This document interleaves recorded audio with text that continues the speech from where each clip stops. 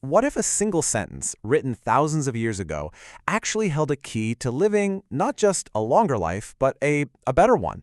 Well, today we're diving deep into an ancient proverb that seems to promise exactly that. And you'll see its meaning is maybe more relevant now than ever. The proverb, in its original language, reads like this. Igziabihern mefrat, zemanin tarazmalach, yehataan edeme gin tatralach. And when we translate that into English, we get this. The fear of the Lord prolongs days, but the years of the wicked will be shortened. A promise of more time. I mean, who doesn't want that? It's something we all think about. But is this proverb just some kind of simple formula for having more birthdays?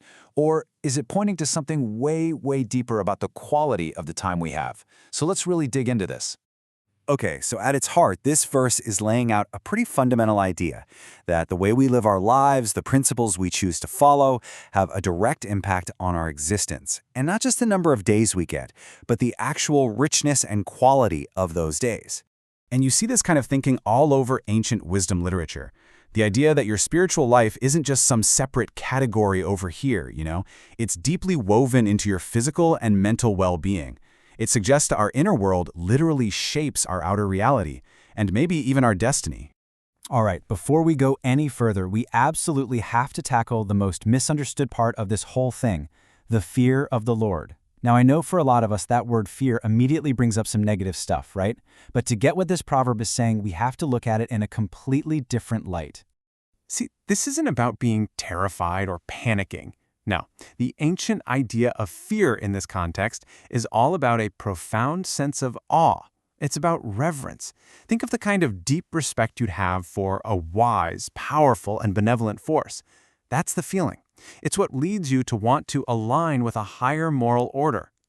So this fear is really all about alignment. It's this state of being where you hold the divine in such high regard that your natural choice is to live in harmony with its wisdom. And, according to this proverb, that alignment, that's the key that unlocks the whole promise of prolonged days. Now, this idea isn't just some one-off line in Proverbs. It's actually a theme that you can see echoing and even evolving all the way through the biblical story, from the Old Testament right into the New. Let's trace how this concept gets even deeper. Let's start with a major figure like Abraham. His life story is practically a masterclass in this principle. His deep reverence and his obedience, that fear of the Lord, were directly tied to these incredible promises of blessing and a long, full life. And check this out. Notice the kind of blessing he gets.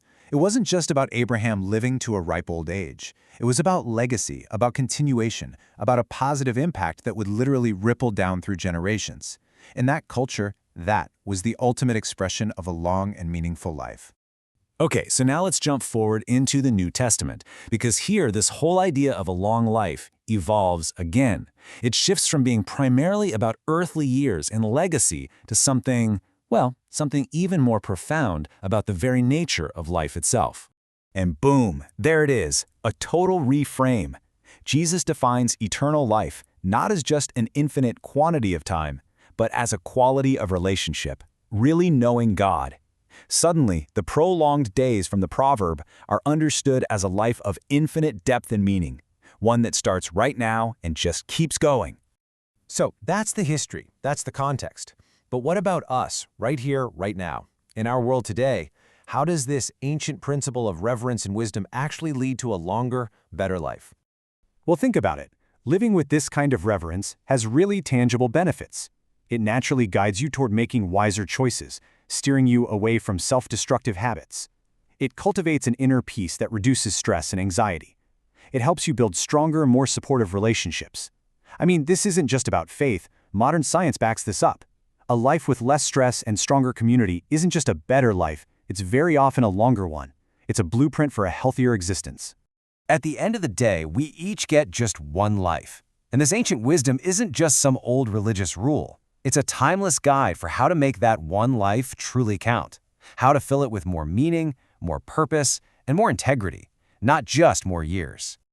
So as we start to wrap this up, let's just take a moment to move beyond the analysis and, just reflect on this powerful idea, this connection between our inner world and our outer reality. The hope is that we can all learn to seek wisdom instead of foolishness, reverence instead of chaos, and peace over strife. May all of our days be filled not just with length, but with real depth, with purpose, and with love for each other. So we'll leave you with this to think about. What does a long life truly mean to you?